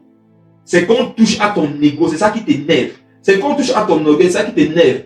Donc tu dois, la solution que Christ veut pour toi, c'est que débarrasse-toi de l'orgueil, débarrasse-toi de l'ego. Ce qui te fait mal souvent, c'est qu'elle a fait ça à moi. Toi qui, on a tout fait au Seigneur. Il ne s'est pas plaint, il n'a jamais dit que vous me faites ça à moi, Jésus. Mais toi, on ne te connaît même pas. C'est toujours toi qui es en train de dire que c'est à moi qu'elle a fait ça. Ce qui te fait mal, c'est que tu as dit que mais la petite, elle fait ça à moi. C'est parce que tu te rappelles que tu as aidé les gens que tu as mal lorsqu'ils te manquent de respect. Tu dis qu'ils font ça à moi, moi qui les ai aidés, moi qui les ai aidés, moi qui ai fait ci, moi qui... Ça c'est l'orgueil, c'est l'ego. Parce que ton ego est touché, ça te fait mal. Revenons à Proverbe. L'homme qui a de la sagesse est là à la colère et il met sa gloire à oublier les offenses. Mais frère, il y a une gloire que Dieu ne donne pas dans la prière. Il y a une gloire que Dieu ne donne pas dans la méditation, dans le jeûne. Il y a une gloire de Dieu qui vient sur un homme lorsque, après qu'on ait péché contre lui, il laisse tomber les offenses. Chaque fois que tu as oublié les offenses qu'on t'a causées, une mesure de gloire est venue sur toi. Amen. Mais il faut se vous assurer, chaque fois que les gens pêchent contre vous, vous ne vous soumettez pas à la colère et vous oubliez les offenses, automatiquement, il y a une mesure de la gloire de Dieu qui vient sur vous. Beaucoup d'entre vous, vous avez cherché cette gloire ailleurs, alors que c'était dans l'oubli des offenses. On comprend par là que on comprend par là que s'il y a multiplication des offenses contre moi, c'est Dieu qui me donne l'occasion de multiplier quoi sur ma vie? Sa gloire. Quand les gens viennent dans ta vie pour te oindre de la gloire de Dieu, toi tu vois qu'ils viennent te mépriser, c'est pour ça que tu te fâches. Et alors si vous vous êtes fâché le jour où Dieu voulait vous oindre, vous vous êtes fâché le jour où Dieu voulait vous communiquer sa gloire, vous vous êtes fâché le jour où Dieu a voulu vous donner d'oublier certaines offenses pour vous oindre d'un besoin que vous aviez. Les gens qui t'ont souvent manqué de respect étaient le canal de Dieu pour te donner l'onction. Mais tu n'as pas compris. Tu as regardé à eux. Tu as entendu ce qu'ils ont dit. Tu as vu ce qu'ils ont fait. Tu t'es laissé aussi emporter par l'esprit de colère. Au lieu d'avoir l'intelligence. Et l'intelligence, c'est quoi? C'est de connaître ce que Dieu dit d'une situation. Dieu me dit que ma gloire, c'est d'oublier les offenses. On comprend par là que tant que nous sommes en de Dieu, il va contre nous des offenses. Maman, il va relire le verset, il dit quelque chose. Proverbe 19, 11. L'homme qui a de la sagesse est lent à la colère et il met sa gloire à oublier les offenses. Relis. L'homme qui a de la sagesse est lent à la colère et il met sa gloire à oublier les offenses. Maman, il va relire ça une dernière fois. L'homme qui a de la sagesse est lent à la colère et il met sa gloire à oublier les offenses. Qui met sa gloire à oublier les offenses? L'homme qui a de la sagesse. Pourquoi donc on appelle cet homme-là un homme sage? C'est parce qu'on voit qu'il a oublié les offenses. Maintenant, s'il n'y a pas d'offense dans sa vie, est-ce qu'il peut être sage? Non. C'est fort, non, frère. Tu sais pourquoi on dit que tu es sage? C'est parce que supporté. tu réagis bien lorsqu'on t'offense. Si on ne t'a pas offensé pour voir ta capacité à oublier, on ne peut pas dire que tu es sage. Donc les offenses viennent nous donner l'occasion de manifester, de prouver et de démontrer notre sagesse. Amen. Je ne sais pas si vous comprenez. L'homme sage aime savoir oublier les offenses. On comprend par là qu'un homme sage, toute sa vie, on va pécher contre lui. Et toute sa vie aussi, il va mettre sa gloire à oublier ce qu'on lui a fait. Mes frères et sœurs, comment connaître votre niveau spirituel? Regardez si vous oubliez facilement et rapidement le mal qu'on vous fait. Je répète, un moyen facile, rapide et très évident pour connaître son niveau spirituel. Regarde comment tu réagis. Regarde si tu oublies vite le mal que les gens t'ont fait. Est-ce que tu oublies vite? Si tu as remarqué que ton cœur remue les offenses des gens, tu n'es pas sage. Il n'y a pas de gloire qui va venir sur toi. Yes. Quelqu'un doit t'offenser à 10h, à 10h, 1 minute, tu l'as déjà justifié dans ton cœur. Tu as purifié ton cœur, tu avances. Il y en a, à l'heure où ils sont en train de parler, ils sont encore dans leur cœur les offenses depuis les années 2002. Il y en a ici, ils ont 24 ans d'expérience avec la rancune. Ça ne pèse pas, ma soeur. Mon frère, tu n'es pas fatigué de ça? L'intelligence te dira que regarde, quand tu conserves toutes ces offenses, c'est à toi que ça fait du mal. Tu n'es pas en paix, tu n'es pas heureux, ton visage est toujours serré. Quand vous êtes fâché là, le visage de qui prend les rides. Quelqu'un t'a énervé, il sourit, il rajeunit. Toi, tu te fâches, tu prends des rides, tu n'es pas sage. Mes frères et sœurs, veillez, regardez si vous oubliez vite le mal qu'on vous fait. Il y en a ici, si tu lui demandes, il y en a ici, ils sont toujours blessés. Si tu lui dis que qu'est-ce qui te blesse, tu seras surpris qu'il ne te parle pas des affaires qui sont passées la semaine passée. Il va dire que ça commence depuis les années 82. 82 82. D'autres vont te dire que, bon, il y avait d'abord le cas de l'année 2000. Elle m'avait fait ça le 7 janvier 1980. Il était 12 heures. Waouh! Quand l'esprit de colère marche avec toi, il va te donner la faculté de retenir les offenses. Alors que le Saint-Esprit voudrait que tu aies la faculté de retenir les versets bibliques. Il y en a, ils ont retenu tout ce qu'on leur a fait sur 10 ans. Mais ils ne peuvent pas retenir 10 versets par mois. Par mois, même par an. Il y en a un an passé, ils n'ont pas retenu 10 versets. Ils n'ont pas retenu un verset par mois. Donc avant de t'agiter partout, fais cet exercice sur le plan personnel. Remarque, est-ce que quand les gens m'offensent, j'oublie ça facilement? Oublier ne veut pas dire que tu ne vas pas t'en souvenir. Oublier, c'est que tu décides de faire comme ça ne s'est jamais passé. Donc dans ton comportement, on ne voit pas ça. Ton visage ne change pas. Ta façon de parler ne change pas. Ce que tu devais faire pour la personne, ça ne change pas. Au contraire, tu lui fais même du bien.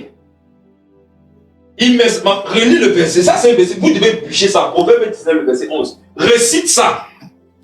L'homme qui a de la sagesse est lent à la colère et il met sa gloire à oublier les offenses. Il met sa gloire à oublier les offenses. Donc une gloire que Dieu met sur la vie de ses enfants, c'est de leur donner la capacité d'oublier. Amen. Et si Dieu nous dit que l'homme sage oublie, ça veut dire que nous pouvons oublier. Amen. On est sage le jour où on donne sa vie à Christ. Et la Bible me dit que si tu es converti, tu peux décider d'oublier. Quand on dit qu'il met sa gloire à oublier les offenses, ce n'est pas Jésus qui met sa gloire à sa place. C'est lui qui met sa gloire. On comprend par là que chacun a la capacité de décider de ne plus être en colère. Mais il faut voir une autre solution. C'est à toi de décider. Ou tu émets ta main sur la tête, dis que je décide au nom de Jésus de ne plus céder à la colère. De ne plus céder à la Si colère. tu émets ta main sur ta tête, impose-toi la main, dis que je décide au nom de Jésus de ne plus céder à la colère. Amen. Il met sa gloire à oublier les offenses. Qui met l'homme sage? Donc c'est lui-même qui décide. Mes frères et sœurs, quand vous êtes dans la colère, là, non, ce n'est pas ce que l'autre a fait. Ce n'est pas l'autre qui vous a fait être en colère. C'est vous qui avez décidé. Quel que soit ce qu'on t'a fait, si tu ne veux pas te mettre en colère, tu ne vas pas te mettre en colère. On a pris l'exemple tout à l'heure d'un petit garçon qui a envie de te boxer, il te boxe, mais pourquoi je ne te marche pas, tu ris. Parce que tu as décidé de rire de la situation. Dieu voudrait que tu ris de toutes les situations. Et vous savez une autre chose.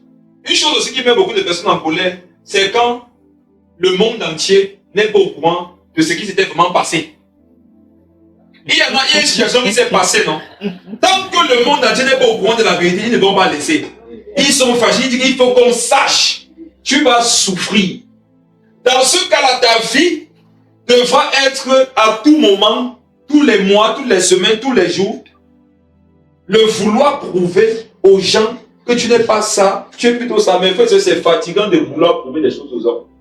Montrer, ayez une communion avec le Seigneur Jésus. Maintenant, ce que les hommes pensent, que ce soit vrai, que ce soit faux, je vous assure que ça ne vous embarrasse pas. Amen. Que tout le monde entier pense que quelqu'un est bon. S'il parle d'enfant après ça lui aura servi à quoi? Si tout le monde aussi pense que quelqu'un est mauvais, mais la vie n'est pas au ciel, est-ce qu'il va souffrir de ce que vous aviez parlé quand il était sur la terre? Non. Il y en a tant que le monde n'est pas d'accord pour qu'on sache qu'il n'avait pas dit ça. Il n'avait pas fait ça. Il n'a plus la paix. Il est en colère contre tous ceux qui ont fait que ça arrive. Jésus te demande de les aimer. Voilà le commandement de prier pour eux. Quand tu veux bannir la colère de ton cœur, prie pour ceux qui t'énervent. Tu dois avoir une liste des gens qui t'énervent facilement. Dis que Seigneur Jésus, je te supplie. Pendant que je prie, fais que je commence à les aimer. Parce que moi, je ne suis pas dans ça. Dieu merci. Dieu m'a délivré depuis longtemps. Mais ce qu'il y a quelqu'un ici, c'est ton cas. Il y a quelqu'un, lorsque tu penses à la personne, ou bien lorsqu'on prononce le prénom de la personne à côté de toi, comment savoir que tu as la colère ou la haine contre quelqu'un? Lorsqu'on parle de la personne à côté de toi, tu t'énerves. Ou bien ton cœur se pince. Lorsque tu penses à la personne, ton cœur se pince. Lorsque tu apprends qu'une bonne chose arrive à la personne, ton cœur te fait mal. Tu as la colère dans ton cœur contre la personne. Répands-toi. Et prie pour que ça te quitte. Comment tu t'es senti le jour qu'on a dit que ton cousin qui t'avait humilié devant la famille a acheté la voiture? Comment tu t'es senti? Ta tante qui avait dit que ta mère ne sera rien avec tous ces enfants-là. Le jour où tu as appris qu'on a coupé le pied de son mari à cause du diabète, comment tu t'es senti? Si tu étais joyeuse, c'est que tu as la colère dans ton cœur, tu vas aller en enfer. Il y a des gens, ils vont croire comme ils n'étaient pas dans les publicités, ils vont aller au ciel. Ton cœur, c'est ce que Dieu va regarder pour déterminer ta direction éternelle. Comment est-ce que tu te sens lorsque du malheur arrive à ceux qui t'avaient fait du mal? Si tu te réjouis, il y a la haine dans ton cœur, il y a la colère dans ton cœur par rapport à eux. Je te le dis. Il y a ta cousine qui t'avait dit qu'elle te dépasse en tout, que tu n'es d'abord rien. Tu as appris qu'elle va se marier. Quel est ton souhait par rapport à son mariage? Est-ce que tu veux que ça échoue? Tu veux que la dot ne marche pas, non? Les familles se gâtent. Tu veux que le jour de son mariage, la lumière se coupe. Alors que souvent tu es en salle. On parle sur une chrétienne qui danse, alors que la chrétienne te dit que quand on coupe la lumière, Dieu frappe ici. Aucun tonnerre ne va frapper. On ne va couper. Même si on coupe la lumière, la salle là seule aura la lumière. Aucune lumière ne va se couper. Et c'est comme ça que tu vas presser ton cœur pour que ton cœur commence à être comme il veut. Mettez votre peur ou bien les offenses. Et vous allez remarquer, je connais cette gloire, frère, parce que je l'expérimente tout le temps. C'est une gloire qu'on ne peut pas expliquer. Lorsque tu as la capacité de faire du mal à quelqu'un qui t'a fait du mal, mais tu ne le fais pas, frère, c'est trop glorieux. Tu sens une notion venir sur toi. Lorsque quelqu'un t'a mal parlé, mais tu peux aussi parler mal, mais tu as décidé de parler normalement, comme quelqu'un qui a le Saint-Esprit. Mes frères et sœurs, il y a une notion que tu sens venir sur toi. Lorsque tu peux aussi réagir avec colère, mais tu as réagi avec calme, douceur. Il y a un bonheur que tu ressens à l'intérieur de ton cœur. Ce bonheur-là, c'est ça qui est la gloire. Et si Dieu dit, la Bible, le verset 11 de Proverbe 19 ici, nous permet de comprendre que chacun a la capacité de décider de ne plus être en colère. Vous qui dites que je ne comprends pas ce qui se passe là, je me trouve tu es en colère, non, tu comprends. Tu comprends et tu sais ce que tu fais. C'est toi qui fais. Ne fais pas comme si tu es possédé. Tu ne veux pas. Il y a une force qui t'énerve dans toi. Même le diable en personne ne peut pas t'imposer de faire ce que tu ne veux pas. Avant d'y venir, je vais prouver ça avec un exemple. Oui, papa. Ok. Est-ce que vous êtes là? Je vous donne un bon exemple. Vous allez comprendre que la colère, vous pouvez dominer ça facilement. Amen. Il y en a ici. Vous avez beaucoup de problèmes. Beaucoup de besoins aussi. J'avais hier pris cet exemple une fois quand je prêchais ici à l'église. Il y en a parfois qui disent que bon, je ne suis pas encore marié. Il faut que je fasse mon enfant. Or, elle sait que accoucher au mari, c'est un péché. Écoutez-moi bien. Et quand tu dis à tes soeurs que pourquoi tu peux avoir ce projet, elle dit que non, elle veut mourir sans enfant. Il faut absolument que j'aie mon enfant. Comme ça, même si je ne me marie pas, j'aurai quand même quelqu'un. Ce n'est pas ton seul problème. Toi et moi, nous savons que tu as aussi besoin d'argent. Amen. Amen. Comme tu as dit que c'est Satan qui t'avait poussé pour que tu puisses te faire l'enfant. Parce que après, quand on te prend, tu ne sais pas ce qu'il t'a appris. Je ne sais pas ce qu'il m'a appris. Bon, tu ne sais pas ce qu'il t'a appris pour que tu ailles faire un enfant au mariage. Mais ayant les besoins d'argent, non, pourquoi tu ne vas pas braquer la banque? C'est un esprit qui te pousse à pécher. Pourquoi l'esprit ne te pousse pas à partir braquer la banque? Tu as besoin d'argent, non? Le besoin d'argent est même plus grave que le besoin d'enfant. Parce que quand tu auras l'enfant, tu auras besoin d'argent pour élever l'enfant. Ayant déjà l'argent, forcément maintenant tu peux chercher l'enfant parce que tu pourras avoir de quoi l'élever. Donc, comment tu ne sais pas ce qui t'a pris quand c'était pour aller faire l'enfant? Mais pour aller braquer la banque, tu sais que tu dois pas aller braquer. Qu'est-ce qui se passe? Donc, c'est toi qui as le contrôle sur la situation. Tu accuses seulement les démons. Si c'est vraiment un démon qui te conduisait, le démon aurait tout fait pour te pousser à aller braquer à la banque, sachant que la banque va te mettre en prison. Le démon veut te faire du mal, mais pourquoi il ne te pousse pas à aller braquer une banque? On comprend que c'est toi qui contrôle les démons. Il y en a ici, non, vous n'êtes pas possédé, c'est vous qui possédez les démons.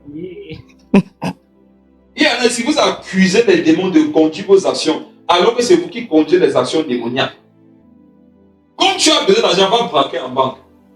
Tu ne vas pas braquer en banque parce que tu sais que si tu pars là-bas, c'est fini pour toi. Tu te laisses aller par la colère parce que tu penses qu'après la colère, il n'y aura rien de grave. Si tu te mettais en colère et que pour chaque action de colère, un de tes doigts se coupait, qui devait se mettre en colère? Supposons que chaque fois que tu te mets en colère, Dieu coupe un de tes doigts, tu devais te mettre en colère. N'est-ce pas, même si quelqu'un venait en face de toi et te disait que tu n'es rien, hey, fais-moi, tu vas me faire quoi? Tu devais dire quoi? Hey, pas tomber dans ton piège. Parce que tu vois comment il veut que Dieu coupe ton doigt. C'est parce que tu ne vois pas le danger. C'est parce que tu ne sais pas ce que tu perds, que tu te laisses aller n'importe comment. Or, quiconque se laisse aller par la colère, il détruit toute sa vie. Il détruit ses relations, il détruit les opportunités, il détruit les grâces et les faveurs de Dieu sur lui. Vérité. Il met sa gloire à oublier les offenses. Ça veut dire que vous et moi, on a la capacité d'oublier les offenses. Il faut décider. Amen. Quand quelqu'un t'énerve, décider que je quitte dessus. J'oublie ça. Je ne remets pas ça dans mon cœur, je passe à autre chose. Amen. L'ennemi va toujours vouloir que tu viennes d'abord clarifier la situation, ne clarifie rien. C'est que tu vas passer ta vie à clarifier la situation. Vérité. Mes frères et sœurs, tu es avec ta sœur comme ça dans la chambre. Tu veux, regarde, elle mange, elle s'étouffe. Tu veux rapidement prendre un verre d'eau pour lui donner, afin qu'elle ne s'étouffe pas. Comme tu étais pressé de le faire, ça se verse un peu sur elle. Elle se lève et crie sur toi. Et elle monte descend sur moi. C'est même pas avec toi. Aïe, les parents, ça y a les enfants. Je peux te dire que non. Waouh, c'est fort. Amen. Amen. L'esprit de colère peut te dire que clarifie la situation aussi, Marco. Quoi? Tu vas laisser ça comment? Tu verras, il faut lui dire que tu cries sur moi comme ça, ça devrait t'aider. Et t'aider même plus, alors même avec ta toux. Voilà ce que l'esprit de colère va vouloir que tu dises. Le Saint-Esprit va te dire que, excuse-moi, sèche-la. Regardez, vous savez pourquoi? Quand tu vas t'excuser, tu vas sécher. Conviction de péché va venir sur l'autre. Vérité, amen. Pourquoi il y a plus de conviction de péché dans les relations? C'est parce que n'importe qui peut manifester la colère. Vérité, Personne ne descend pour que Dieu s'élève. vérité. Quand tu vas demander pardon et tu vas pardonner la personne, il faut voir que la personne va se dire que j'ai mal parlé, j'ai mal réagi. La personne va te demander des excuses. Et là maintenant, tu pourras lui dire que je voulais te donner l'eau parce que tu étais en train de Tout fait. Oh, amen. Amen. Regardez la puissance du calme, de la douceur. Vérité. Mais si tu n'as fait que de mal réagir, on nous a déjà dit que non, on me fait au-delà. On me fait au-delà. Jésus. Quelqu'un peut dire que ok, je voulais t'aider maintenant, tu dis que je voulais que te mouilles alors. Tu verses le reste de sa tête pour lui montrer d'abord que tu n'es pas son égal. Voilà ce que l'esprit de Dieu va te demander de faire. Et mes frères et sœurs, sachez bien une chose, tant que vous êtes dans la chair, non, l'esprit de colère va vous inspirer des actions à faire. Oh, tu vas vivre avec ton frère, il va te mettre en colère un jour, l'esprit de colère va dire que mets-le dehors. Mets-le dehors là-bas. Il squatte chez toi, il te manque de respect. Mets-le dehors. Change la série, il va seulement rentrer pour le soir constater. L'esprit de colère va dire que tu lui parles d'abord, qu'il mérite d'abord que tu lui parles. Attends, ce mec sort le soir, tu changes la serrure. Change la serrure. Il fait ça à qui? Et qui est? Et l'esprit de colère, il a les langages. Si tu es camerounais, il va dire que qui est? Tu vas voir que c'est toi qui dis qui est. Si tu es ivoirien, il va sortir les mots ivoiriens. Si tu es français, il va sortir les mots français. Il va dire wesh. Tu dis c'est prends pour qui wesh? Tu vas voir que c'est toi qui dis wesh là. Quand tu es américain, tu dis que nigga yo man. Out of my house. Who are you? Et comme il parle à la première personne, tu vois que c'est toi. Mais frère, ce n'est pas toi. Toi non, tu es un homme doux. Alléluia. Tu n'as pas besoin de tout expliquer. Les gens parfois sont en train d'évoluer sans savoir qui tu es vraiment. Mais Dieu te dit, mon fils, je sais qui tu es, laisse tomber. Il y en a ici, il y a un mauvais témoignage qui plane sur vous. Et vous ne sentez pas le besoin d'aller clarifier ça, laissez ça comme ça. Ceux vraiment qui ont l'esprit de Dieu vont discerner, même si on dit les choses sur vous que ce n'est pas vrai. Regardez quand on accusait Étienne. Les gens même qui n'étaient pas convertis, quand ils regardaient Étienne, ils croyaient voir quoi? Un ange. Un ange. Un ange. Parfois, on ne va pas te voir tel que tu es parce que tu veux te défendre. Mais lorsque tu ne te défendras pas, on te verra tel que tu es vraiment.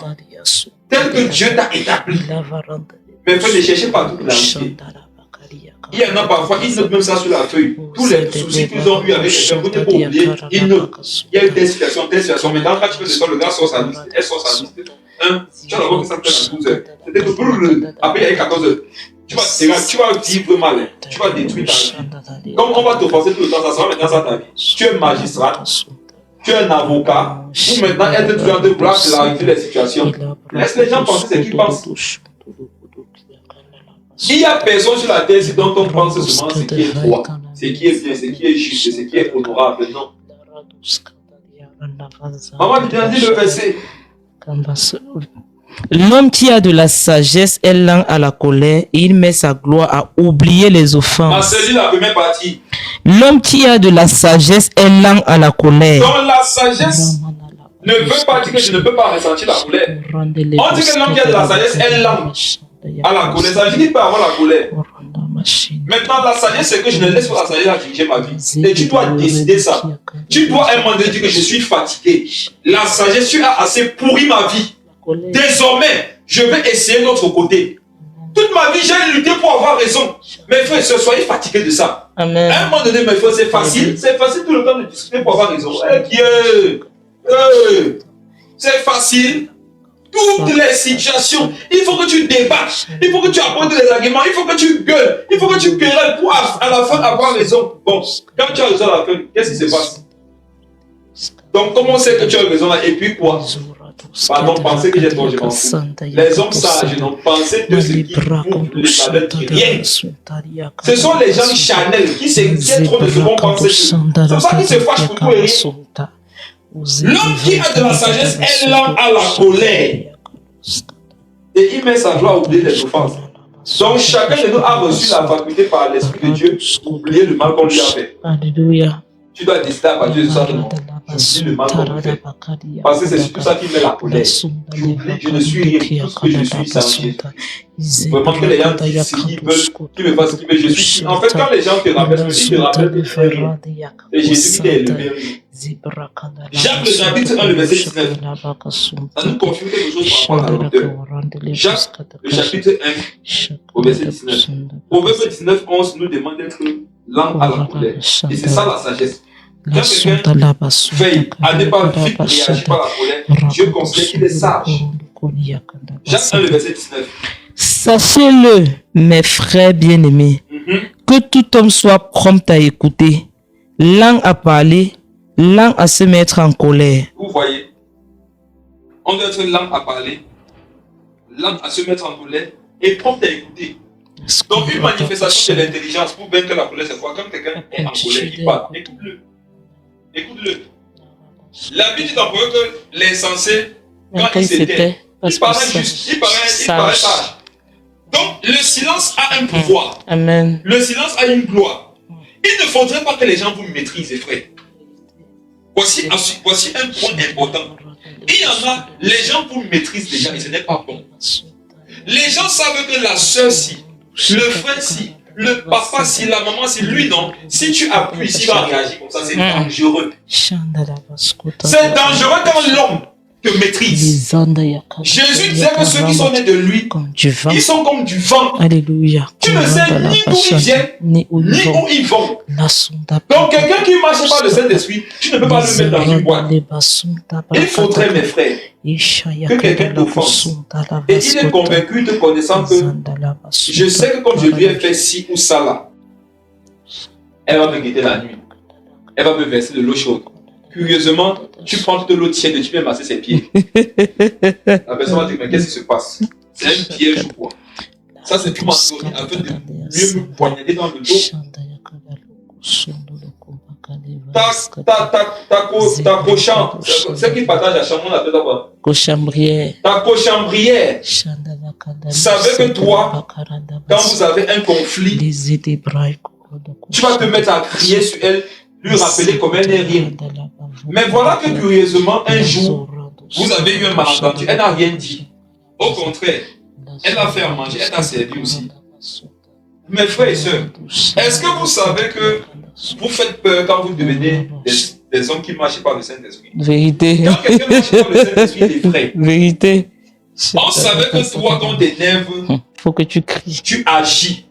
Mais on nous constate que maintenant, tu n'agis plus. Et quand ta cochambrière, elle va se dire que sûrement elle a mis un poison dans la nourriture. Elle va te dire que non, je ne mange pas, je n'ai pas faim. Tu vas manger sa part, tu vas tirer pour elle, tu vas manger. Elle va dire, tu n'avais pas empoisonné la nourriture. Ça veut dire que Michael peut-être vont s'entrer dormir la nuit. Vous allez aller vous coucher. Regarde, tu es passé à autre chose parce que tu n'es plus esclave de la colère. Toi, désormais, non, tu parlais et tu avances. Quand tu es en train de dormir la nuit, dans sa tête, ça sera qu'elle fait semblant de dormir. Elle attend que je dorme la nuit pour me piquer. Je ne dors pas, je vais veiller toute la nuit. Et curieusement, elle veille la nuit et elle t'entend ronfler toute la nuit. Oh, tu donnes au point où tu baves. Bon, laissez aussi qui bavent, là, on va voir votre cas après. Tu as dormi jusqu'à baver. Et elle se lève le matin, elle ne comprend rien. Tu sais ce qui va se passer? Un moment donné, non. Elle va quitter la maison là. Ou bien elle va dire qu'elle dit que tu ne vois plus ce que je te fais. Il faudra lui dire que je vois bien. Mais aujourd'hui je suis libre. Mes frères et sœurs, marcher par le Saint-Esprit est vrai. Quelqu'un t'a offensé et il sait qu'il t'a offensé. Il est convaincu que quand vous allez vous voir, tu vas déchaîner l'animal qui se manifestait souvent. Non, tu l'accueilles calmement. Tu ne fais pas mention de ça, mes frères et sœurs, c'est effrayant. C'est ça, regardez, ça c'est la gloire. C'est ça la puissance. Il ne faudrait pas qu'on te maîtrise. On sait que non, comme on lui a fait ça, non. Comme on lui a fait ça, dès que tu vas la voir, parce que comme elle va réagir, curieusement, c'est le contraire que tu manifestes. Même la personne qui s'attendait à un mauvais comportement de ta part va commencer à être édifiée par ta vie et trouver des raisons dans ta vie de changer la sienne. Le problème est que les gens ne changent pas par ta vie à toi parce que voilà, tu es comme tu es. Tu n'es pas comme le vent. Tu vois, tu es comme quoi? Tu es comme l'eau. On peut tracer comme ça sur le sol, ça suit seulement le chemin qu'on lui a montré. Est-ce que le vent peut suivre un chemin qu'on lui a tracé dans le sol? Jamais. Qu'on lui a tracé dans les nuages? Jamais. Il n'y a pas une route pour le vent. Le vent circule où il veut. Dieu ne veut pas qu'on puisse te saisir, mais à partir de ce soir, qu'on ne puisse pas facilement te saisir. Que elle là, c'est comme ça qu'elle est. Non, il ne faut pas qu'on parle de toi comme ça. Que elle n'a pas, donc quand elle va apprendre ça, elle va s'énerver, elle est comme ça. Curieusement, tu vois, tu es souriant, on dit waouh, qu'est-ce qui se passe? Tu es né réellement de nouveau. Finissons avec un verset de Proverbe.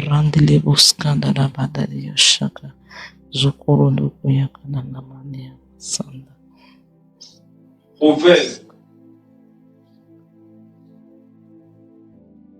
Regarde le bon verset.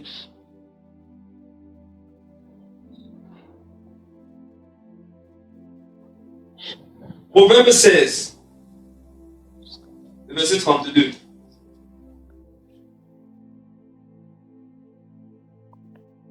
Celui qui est lent à la colère vaut mieux qu'un héros. Parle fort, s'il te plaît. Celui qui est lent à la colère vaut mieux qu'un héros. Celui qui est lent à la colère n'est plus qu'un héros. Bon, pour une fois, allons dans vos choses qu'on vous a menti sur à Hollywood. Spider-Man, Batman, Wonder Woman, X-Man, B-Man, Z-Man, A, B, C, W, X, Y, Z-Man. Regarde, tout ce qu'on t'a montré là, Sangoku, Hercule, je ne sais pas quoi, tous tes héros avec lesquels on t'a menti depuis que tu es petit. Et on t'a menti même adulte, et tu as tout cru en ça là. Je ne sais pas si vous avez entendu parler d'un héros, celui qui vient sauver tout le monde, le champion le plus fort. Être lent à la colère, c'est plus que être un héros. C'est être plus qu'un héros. Vous croyez en ça? Lis la suite du verset. Et celui qui est maître de lui-même que celui qui prend des villes. Waouh! Comment on appelle quelqu'un qui prend des villes? C'est un conquérant. C'est un empereur. La Bible nous dit que si tu es maître de toi-même, tu es plus que quelqu'un qui est un empereur.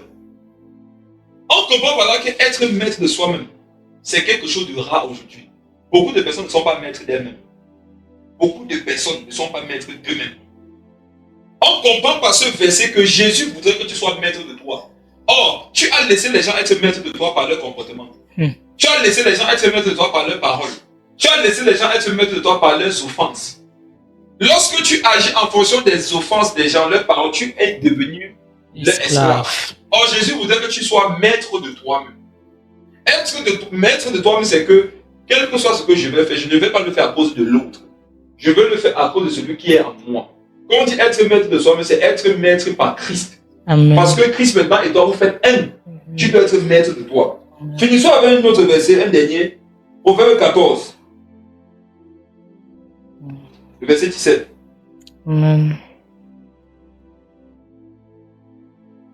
Proverbe 14, le verset 17.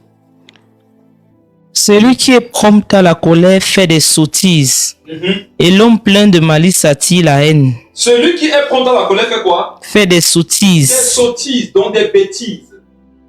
Est-ce que la Bible nous explique pourquoi il a été en colère? Non.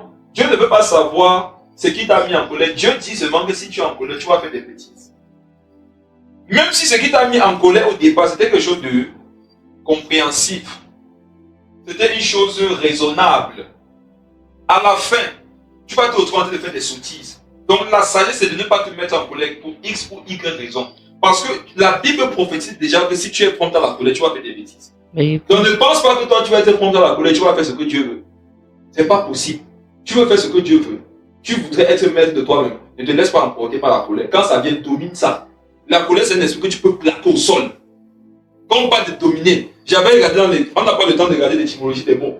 Dominer quelque chose, c'est plaquer la chose au sol par la nuque. C'est précisé comme ça dans l'étymologie. Donc c'est plaquer quelqu'un, un esprit, un caractère au sol avec la nuque, le bloquer. C'est ce que Paul faisait dans 1 Corinthiens 9, 27. Il dit, je tiens mon corps assujetti en esclavage. Pour qui ne me dirige pas. Donc, quand la colère vient dans mes frères, tu peux prendre la colère par la nuit, tu la bloques au sol, tu clés 14, tu ne te manifestes pas. Ça veut sortir, tu refais, tu bloques ça, tu bois de l'eau, tu déclares, tu te rappelles ce que Jésus a dit, tu mets sa parole et tu fais ce que c'est que tu dois faire. Mes frères, ce seront maîtres de nous par la grâce de Dieu. Amen. Au nom de Jésus. Amen. Amen. Je voudrais vous montrer quelque chose.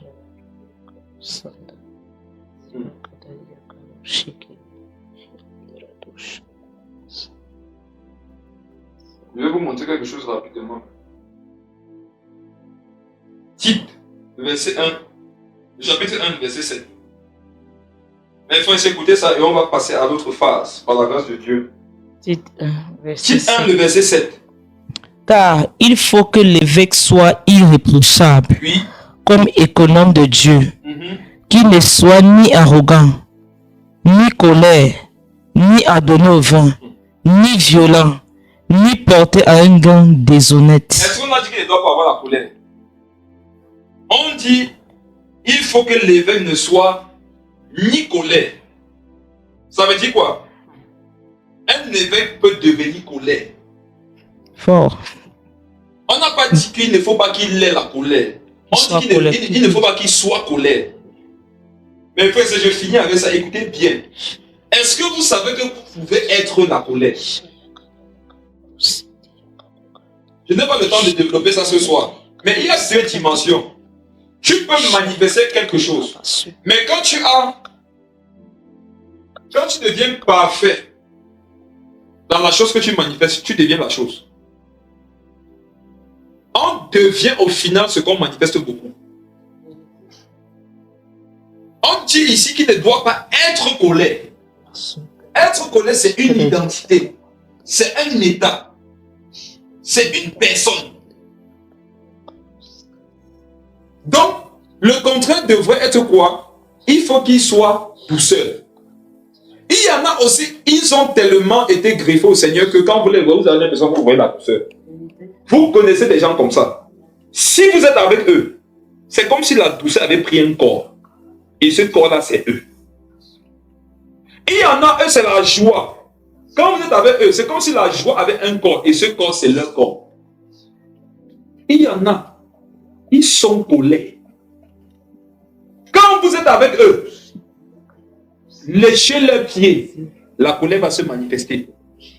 Humiliez, faites tout ce que vous voulez. La colère va seulement se manifester. C'est parce qu'ils sont devenus colères. Et je prophétise sur ta vie que tu ne sois pas colère, que tu sois douceur, que tu sois sagesse, que tu sois intelligence. Que tu ne sois pas intelligence seulement, que tu sois intelligence, que tu sois l'intelligence. Donc c'est quelque chose d'important à noter ici.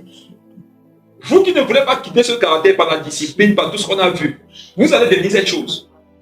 Et il n'y aura plus de différence entre l'esprit de colère et vous-même. Faites attention. Quand quelqu'un insiste beaucoup pour rester un péché, Dieu le livre à ce péché et vous-même dans ce péché se manifeste dans sa vie comme il n'est pas permis. Amen.